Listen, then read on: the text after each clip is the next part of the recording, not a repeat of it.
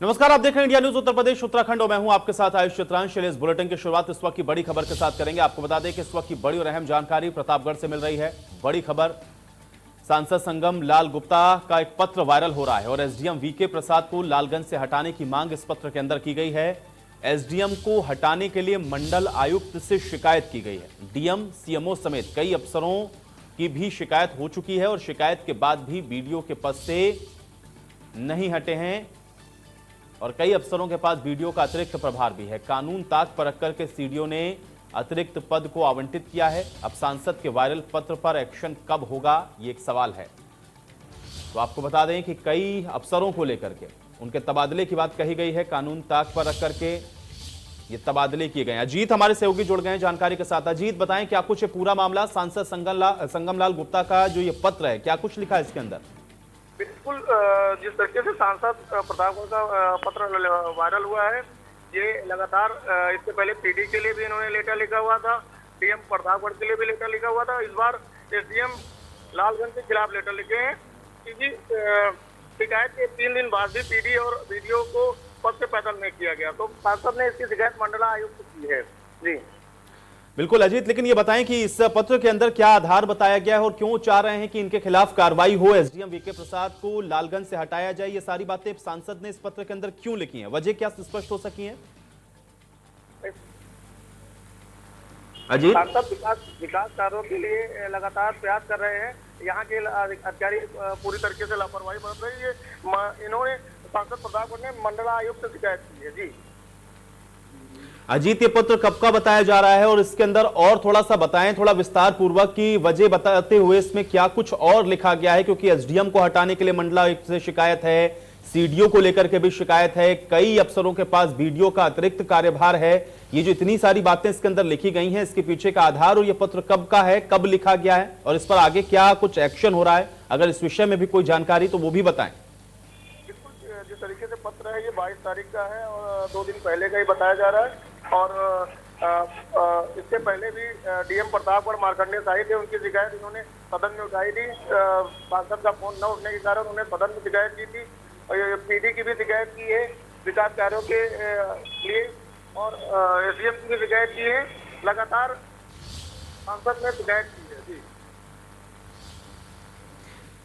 चलिए अजीत, शुक्रिया बहुत इस बातचीत और जानकारी के लिए। तो सांसद संगम लाल गुप्ता का एक पत्र जो कि अब हम आपको इस समय दिखा रहे हैं, एसडीएम वीके प्रसाद को लालगंज से हटाने की मांग की गई है और एसडीएम को हटाने के लिए मंडल आयुक्त से शिकायत की गई है। उसका एक पत्र बाकायदा जो कि लिखा गया है, ये पत्र अब सामने आया है। कई अफसरों के पास बीडीओ का अतिरिक्त कार्यभार है, कानून को ताक पर कर काम किया जा रहा है, ये भी इस पत्र के अंदर लिखा गया है। और ऐसे में मंडल आयुक्त को यह पत्र लिखते हुए ये कहा गया है कि इनको हटाया जाए और एसडीएम वीके प्रसाद जो कि लालगंज के एसडीएम हैं, उनको हटाने की बात कही गई है। और एसडीएम को हटाने के लिए मंडल आयुक्त से जो शिकायत है सांसद महोदय की तरफ से कही गई है। कई अफसरों के पास बीडीओ का अतिरिक्त प्रभार है और कानून को ताक पर रखकर के सीडीओ ने ये जो अतिरिक्त पद हैं वो आवंटित किए हुए हैं और इसी को देखते हुए ये पत्र लिखा गया है सांसद की तरफ से।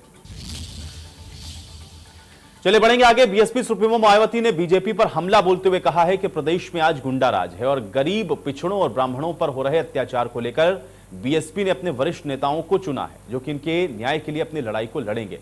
उधर मायावती ने योगी सरकार पर हमला बोलते हुए यूपी में कानून व्यवस्था को फेल बताया है। अब हमारी पार्टी ने खासकर उत्तर प्रदेश में भाजपा के वर्तमान में चल रहे जंगल राज से दुखी व पीड़ित जनता के हितों में आवाज उठाने व उन्हें न्याय दिलाने के लिए तथा इस मामले में सरकार पर कुछ हद तक अंकुश लगाने के लिए भी यहाँ उत्तर प्रदेश के बीएसपी के कुछ वरिष्ठ लोगों को प्रत्येक समाज के हिसाब से आज उनको न्याय दिलाने के लिए आज उनको अधिकृत किया जा रहा है। और पार्टी में इसके लिए, पार्टी बीएसपी में इसके लिए प्रत्येक समाज के हिसाब से जो जिम्मेवारी सौंपी गई है वह इस प्रकार से है। दलित वर्ग के लिए, एससी एसटी के लिए, दलित व आदिवासी वर्ग के लिए श्री गयाचरण दिनकर जो बांदा के रहने वाले हैं, श्री गयाचरण दिनकर पूर्व बीएसपी एमएलए को, पिछड़े वर्गों के लिए श्री लालजी वर्मा वर्तमान में बीएसपी एमएलए व विधानसभा में बीएसपी के नेता को मुस्लिम समाज के लिए लखनऊ मंडल व पश्चिमी यूपी के 4 मंडलों में श्री शमसुद्दीन राइन को, प्रदेश के बाकी 13 मंडलों में श्री मुनकाद अली को, जो वर्तमान में यूपी के बीएसपी के प्रदेश अध्यक्ष भी हैं, इनको, तथा ब्राह्मण समाज व अन्य तथा खासकर ब्राह्मण समाज व अन्य अपर कास्ट समाज के लिए श्री सतीश चंद्र मिश्रा जी को, जो वर्तमान में बीएसपी के राज्यसभा सांसद व राष्ट्रीय महासचिव भी हैं, इनको इस कार्य के लिए अधिकृत किया गया है। कानून व्यवस्था के मामले में तो हमें सपा व भाजपा के शासनकाल में कोई विशेष अंतर नजर नहीं आता है। इस सरकार में भी जातिगत व राजनीतिक द्वेष की भावना से लोगों का शोषण एवं उत्पीड़न आदि होना अभी भी बंद नहीं हुआ है। इस मामले में खासकर दलितों, अति पिछड़े वर्गों, मुसलमानों व अपर कास्ट समाज में से मुख्य तौर पर ब्राह्मण समाज का तो अब हर स्तर पर काफी ज्यादा शोषण एवं उत्पीड़न आदि किया। और इसी के साथ एक बड़ी जानकारी आ रही है। आपको बता दें कि रायबरेली से बड़ी खबर मिल रही है, जहां पे कांग्रेस प्रदेश अध्यक्ष अजय कुमार लल्लू को गिरफ्तार किया गया है। बड़ी जानकारी इस वक्त रायबरेली से, जहां पे कांग्रेस प्रदेश अध्यक्ष अजय कुमार लल्लू गिरफ्तार किए गए हैं। बड़ी और अहम जानकारी। और सलोन पुलिस ने अजय कुमार लल्लू को गिरफ्तार किया है। तो रायबरेली से इस वक्त की बड़ी खबर है। पत्रकार के परिजनों से मिलने के लिए अजय कुमार लल्लू जा रहे थे और बलिया जाते समय अजय कुमार लल्लू को गिरफ्तार किया गया है। कांग्रेस के प्रदेश अध्यक्ष अजय कुमार लल्लू, जिनकी गिरफ्तारी हुई है। रायबरेली से इस वक्त की बड़ी और अहम जानकारी। तो पत्रकार हत्या के मामले में परिजनों से मुलाकात करने के लिए जा रहे थे और अब उनकी गिरफ्तारी हुई है। बलिया जाते समय यह गिरफ्तारी की गई है। अमित हमारे सहयोगी जुड़ गए हैं जानकारी के साथ। अमित, बताएं, अजय कुमार लल्लू को गिरफ्तार किया गया है। जी, बीच रास्ते में अजय कुमार लल्लू को रोक दिया गया है और वहां जाने से मना कर दिया गया है कि वहां नहीं जाएंगे आप, जिसकी वजह से बवाल बढ़ सकता है। इस वजह से उनको रोक दिया गया। अमित, ये बताएं कि अजय कुमार लल्लू के साथ और कितने लोग मौजूद थे और इस दौरान जब गिरफ्तारी हुई तब क्या कुछ कहा गया अजय कुमार लल्लू की तरफ से? अजय कुमार लल्लू के साथ काफी कार्यकर्ता और कांग्रेस के जिला अध्यक्ष तमाम लोग मौजूद साथ में। अमित, आप हमारे साथ बने रहें, आपसे मैं अगली खबर पर भी बातचीत को जारी रखेंगे। तो ये बड़ी जानकारी है। बलिया जाते समय अजय कुमार लल्लू को गिरफ्तार किया गया है और बताया यह जा रहा है कि पत्रकार के परिवार से मिलने के लिए जा रहे थे, रास्ते में ही उनको गिरफ्तार कर लिया गया है। रायबरेली के पास उनको गिरफ्तार किया गया है। इस वक्त की बड़ी जानकारी है। बलिया से पत्रकार रतन सिंह हत्या के मामले से जुड़ी हुई यह खबर। पोस्टमार्टम के बाद अब रतन सिंह का शव उनके घर पहुंचा है। यह भी जानकारी इस पूरे प्रकरण में सामने आई है। घटना के विरोध में मीडिया कर्मियों की तरफ से भी धरना दिया गया है और नेशनल हाईवे संख्या 31 पर भारी संख्या में पत्रकारों की तरफ से आज धरना प्रदर्शन भी किया गया है। परिजनों को 1 करोड़ का मुआवजा देने की मांग पत्रकारों की तरफ से की गई है। बड़ी जानकारी है। बलिया में जिस तरीके से पत्रकार रतन सिंह की हत्या हुई और अब उसको लेकर के जो विरोध है वो भी जताया गया। अमित हमारे सहयोगी लगातार बने हुए हैं। अमित, पोस्टमार्टम के बाद रतन सिंह का शव भी घर पहुंचा और पत्रकारों की तरफ से भी विरोध जताते हुए 1 करोड़ के मुआवजे की भी बात कही जा रही है। क्या अपडेट आपके पास?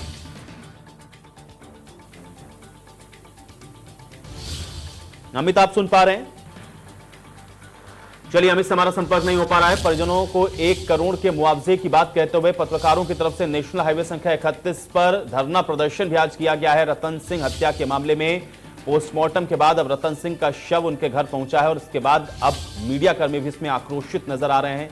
घटना के विरोध में मीडिया कर्मियों की तरफ से धरना भी दिया गया है। नेशनल हाईवे 31 पर भारी संख्या में पत्रकारों की तरफ से धरना दिया गया। परिजनों को 1 करोड़ का मुआवजा देने की मांग की गई है। ये बड़ी जानकारी। तो पत्रकार हत्या मामले को लेकर के अब मीडिया कर्मियों की तरफ से भी नेशनल हाईवे संख्या 31 पर विरोध जताया गया है। पोस्टमार्टम के बाद हालांकि इन सब के बीच में रतन सिंह का शव घर पहुंच चुका है और घटना के विरोध में मीडिया कर्मियों की तरफ से भी धरना दिया जा रहा है। बड़ी जानकारी है। नेशनल हाईवे 31 पर भारी संख्या में पत्रकारों की तरफ से धरना दिया गया है। परिजनों को 1 करोड़ का मुआवजा देने की मांग की जा रही है। तो बड़ी और अहम जानकारी, बड़ी खबर आप तक पहुंचा रहे हैं। बलिया से पत्रकार रतन सिंह हत्या के मामले से जुड़ी हुई यह बड़ी जानकारी है। अब पोस्टमार्टम के बाद रतन सिंह का शव घर पहुंचा है, लेकिन घटना के विरोध में मीडिया कर्मियों की तरफ से भी आक्रोश जताते हुए आज धरना प्रदर्शन भी किया गया है। नेशनल हाईवे 31 पर भारी संख्या में पत्रकारों की तरफ से धरना दिया गया है और परिजनों को 1 करोड़ का मुआवजा देने की मांग पत्रकार की तरफ से की गई है। अमित हमारे साथ, हमारे सहयोगी एक बार फिर से जुड़े। अमित, पत्रकार रतन सिंह का जो पोस्टमार्टम के बाद शव है उनके घर भी पहुंचा और उसके अलावा पत्रकार विरोध प्रदर्शन भी कर रहे हैं, क्या अपडेट आपके पास? जी, उनके घर के और पत्रकार संघ लोग यहाँ पे धरने पे बैठ गए हैं और 1 करोड़ की मांग है उनकी कि भाई उनके परिजनों के 1 करोड़ रुपया दिया जाए, क्योंकि वही एक शख्स थे उनके परिवार को चलाने वाले जो आज मारे जा चुके हैं। शुक्रिया अमित इस बातचीत और जानकारी के लिए। तो नेशनल हाईवे संख्या 31 पर भारी संख्या में पत्रकारों की तरफ से धरना प्रदर्शन आज किया गया है। परिजनों को 1 करोड़ का मुआवजा देने की मांग करते हुए यह विरोध पत्रकारों की तरफ से जताया गया है।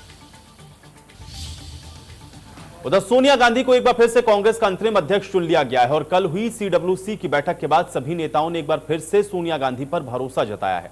उधर बीजेपी सांसद जगदंबिका पाल का यह कहना है कि सोनिया खुद ही ये कह रही हैं कि वो अध्यक्ष नहीं रह सकती, लेकिन कांग्रेस में दिवालियापन है, 1 साल में भी अध्यक्ष को वो नहीं तलाश पाए।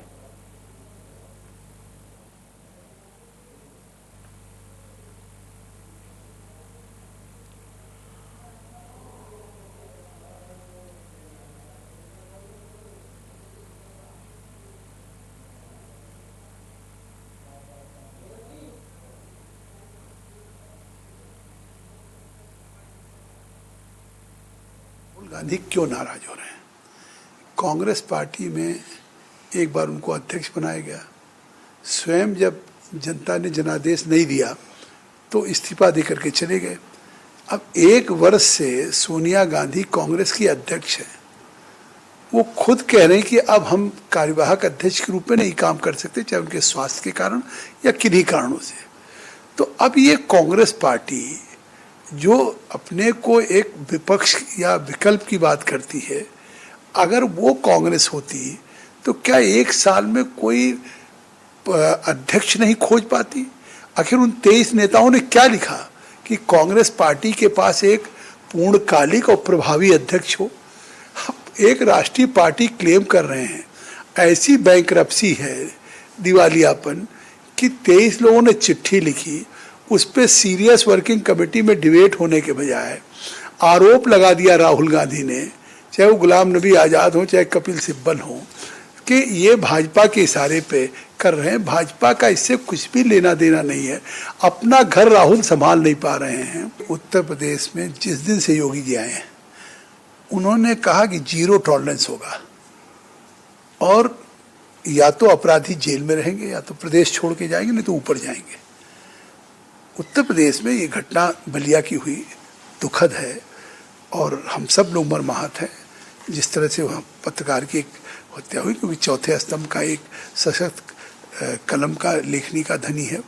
उन जो लोग हैं उन हत्यारों के खिलाफ कठोर कार्रवाई होगी। मुख्यमंत्री जी ने खुद निर्देश किया है, उन्होंने दुख जताया है, उन्होंने आर्थिक सहयोग भी किया है। उधर सोनिया गांधी के दोबारा अंतरिम अध्यक्ष चुने जाने पर समाजवादी पार्टी का यह कहना है कि यूपी में कांग्रेस की चर्चा का कोई मतलब नहीं है, कांग्रेस में एक दूसरे से परेशान है नेता।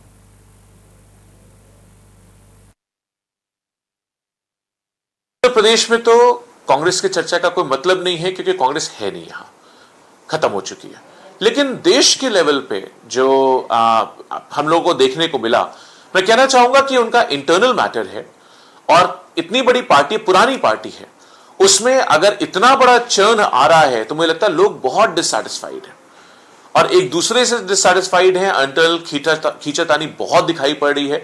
मुझे लगता है एक डेमोक्रेटिक प्रोसेस के थ्रू जो इलेक्शन होगा वही सही निर्णय देगा और उसका हमको सबको इंतजार करना चाहिए। उत्तर प्रदेश में सिर्फ पत्रकार नहीं, सब सुरक्षित नहीं बचे, सब असुरक्षित।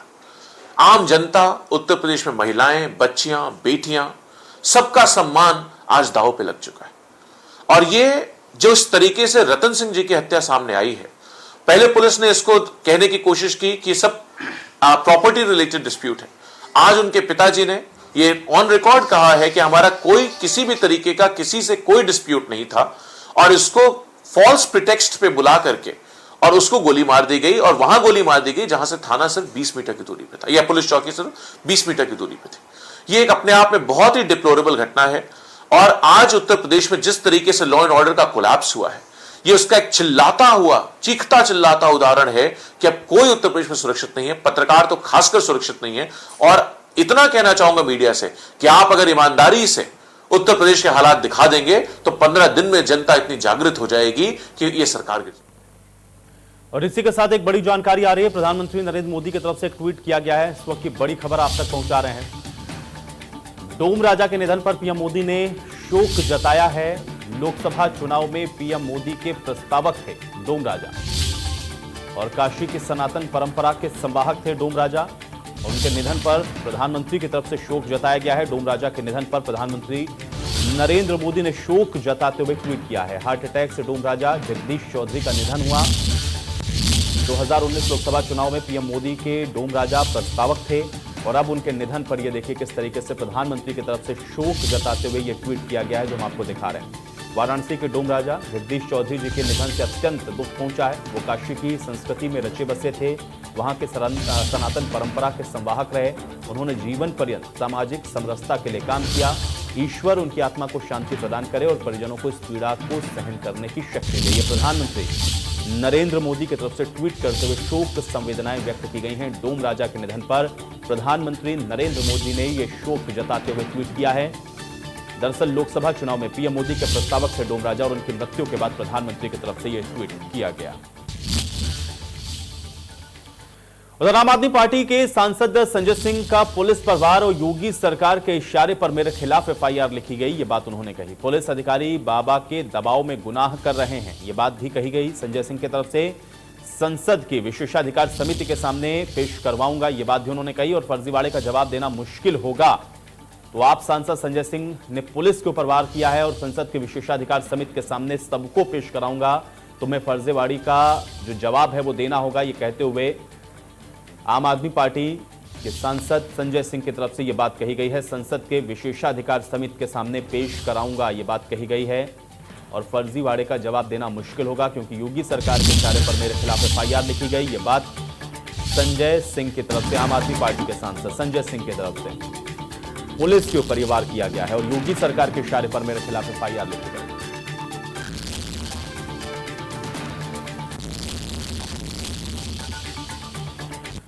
उधर पत्रकार रतन सिंह की हत्या पर प्रियंका गांधी ने ट्वीट किया है और 19 जून श्री शुभम मणि त्रिपाठी की हत्या प्रियंका गांधी ने लिखा है। 20 जुलाई श्री विक्रम जोशी की हत्या प्रियंका गांधी ने यह भी आंकड़ा दिया। 24 अगस्त रतन सिंह की हत्या प्रियंका गांधी ने कहा। और पिछले 3 महीनों में 3 पत्रकारों की हत्या हो चुकी है। 11 पत्रकारों पर खबर लिखने के चलते एफआईआर है। सरकार का पत्रकारों की सुरक्षा को लेकर के जो रवैया है वो निंदनीय है। 19, 20, 24 ये 3 तारीखों का जिक्र करते हुए पिछले 3 महीनों में 3 पत्रकारों की हत्या और 11 पत्रकारों पर खबर लिखने के चलते एफआईआर। सरकार का पत्रकारों की सुरक्षा और स्वतंत्रता को लेकर रवैया निंदनीय। ये ट्वीट प्रियंका गांधी की तरफ से किया गया है और प्रियंका गांधी ने ट्वीट करते हुए निशाने पर सरकार को लिया। तो शुभम मणि त्रिपाठी की हत्या, विक्रम जोशी की हत्या, रतन सिंह की हत्या और 3 महीने में 3 पत्रकारों की हत्या होना, 11 पत्रकारों पर खबर लिखने के चलते एफआईआर होना। यूपी के सरकार का पत्रकारों की सुरक्षा और स्वतंत्रता को लेकर रवैया निंदनीय, निशाना साधते हुए प्रियंका गांधी ने ट्वीट किया। तो बलिया में पत्रकार की हत्या के बाद सियासत गरमाने लगी है और कांग्रेस ने इस मामले में सरकार के 1 करोड़ रुपए देने की मांग की है। पुलिस थाने से बहुत दूर नहीं था जब रतन सिंह जी, जो सहारा के एक सशक्त लोकप्रिय पत्रकार थे, उनको पहले दौड़ाया गया। जब शरण लेने के लिए वो प्रधान के घर में गए तो वहां घुसकर ताबड़तोड़ गोलियां चलाकर निर्मम हत्या कर दी गई। कहां है उत्तर प्रदेश में राम राज तो छोड़िए पुलिस का शासन। देश के चौथे स्तंभ के इतने वरिष्ठ निर्भीक पत्रकार की जिस निर्ममता से हत्या की गई है, लगता है अब पुलिस का खौफ अपराधियों के ऊपर से उठ गया है। देखिए ना, पहले भाई की हत्या हुई तो कम से कम पुलिस को सजग और सचेत होना चाहिए था। उसके बाद इस हमारे एक निर्भीक पत्रकार की हत्या होती है। मैं मांग करता हूं कि अपराधी जल्द से जल्द पकड़े जाएं। 1 करोड़ का मुआवजा उनके परिवारजनों को दिया जाए। इस घटना के बारे में पूर्व में ही पुलिस को सूचना थी। ये 1 साल पहले भी ये घटना हो चुकी थी, जिसकी पुनरावृत्ति इस दर्दनाक तरीके से हुई, पर उस पर किसी कोई संज्ञान नहीं लिया गया। पत्रकार चौथा स्तंभ होता है समाज का, और जिस तरह से उस चौथे स्तंभ को कमज़ोर करने के लिए भारतीय जनता पार्टी की सरकार उत्तर प्रदेश में लगातार हमारे पत्रकार साथियों पे जिस तरह की घटनाएं हो रही हैं, वो मारे जा रहे हैं, हत्याएं हो रही हैं, और उसके साथ साथ उससे बड़ी दुख की बात यह है कि जब भी कभी कोई पत्रकार अपनी आवाज़ को बुलंद करने की कोशिश करता है, जहां एक तरफ सरकार को उसको मजबूती देनी चाहिए, उसके संघर्ष को सहयोग करना चाहिए, वहीं पत्रकारों के खिलाफ मुकदमा लिखाया जाता है। उधर लखनऊ में बेखौफ हो चुके बदमाशों ने एक बार फिर से पुलिस को खुली चुनौती दी है, जहां पर देर रात जानकीपुरम थाना क्षेत्र के सहारा स्टेट में बदमाशों को गाड़ी खड़ी करके दारू पीने से मना करने पर फायरिंग शुरू कर दी। बदमाशों का मन इससे भी नहीं भरा तो फिर घर पर सुतली बम से भी हमला किया गया। सूचना पर पहुंची पुलिस ने मौके से 4 खोखे भी बरामद किए हैं। बदमाशों के इस जानलेवा हमले में फिलहाल किसी के घायल होने की कोई जानकारी नहीं है, लेकिन पुलिस ने पीड़ित की तहरीर पर मुकदमा दर्ज करके अब जांच के साथ साथ बदमाशों की तलाश भी शुरू कर दी।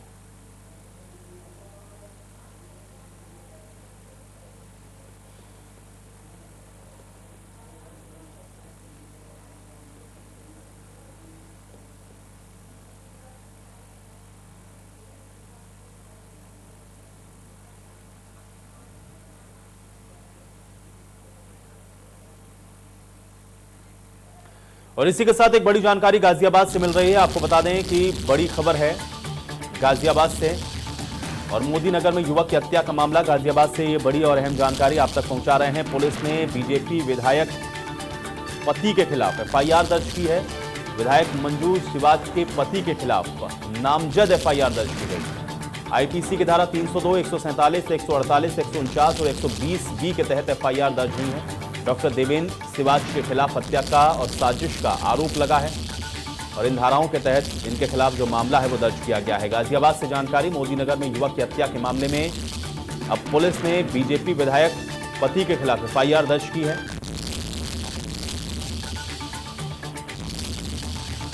और युवक की हत्या के मामले में ये एफआईआर बीजेपी विधायक पति के खिलाफ दर्ज की गई है। पुलिस ने बीजेपी विधायक पति के खिलाफ एफआईआर दर्ज करते हुए तमाम धाराओं के तहत मामले को दर्ज किया है। मंजू सिवाच के पति के खिलाफ एफआईआर है। आईपीसी की धारा 302, 147, 148, 149 और 120 बी के तहत ये एफआईआर दर्ज की गई है। जतिन गोस्वामी हमारे सहयोगी जुड़े हैं जानकारी के साथ। जतिन, क्या जानकारी, युवक की हत्या के मामले में एफआईआर दर्ज हुई? देखिए, कल रात को ये पूरा जो हत्याकांड है वो हुआ था। युवक को कई गोलियां मोदी नगर में मारी गई थी और अस्पताल उसे ले जाया गया था, और फिर अस्पताल में उसने दम तोड़ दिया था। इसके बाद परिजनों ने काफी हंगामा किया, प्रदर्शन किया और पुलिस के खिलाफ नारेबाजी भी की। पुलिस ने आश्वासन दिया था कि जैसी तहरीर वो लिखकर देंगे परिवार वाले, उस पर ही मुकदमा दर्ज किया जाएगा। तो परिवार वालों ने जो मुकदमा दर्ज कराया है, जो तहरीर लिख के दी है, उसमें डॉक्टर मंजू सिवाच, जो कि बीजेपी से विधायक भी हैं मोदी नगर की, उनके पति का भी नाम है। तो पुलिस ने उन पर भी मुकदमा दर्ज कर दिया है और मामले की जांच पड़ताल की बात वो कह रही है।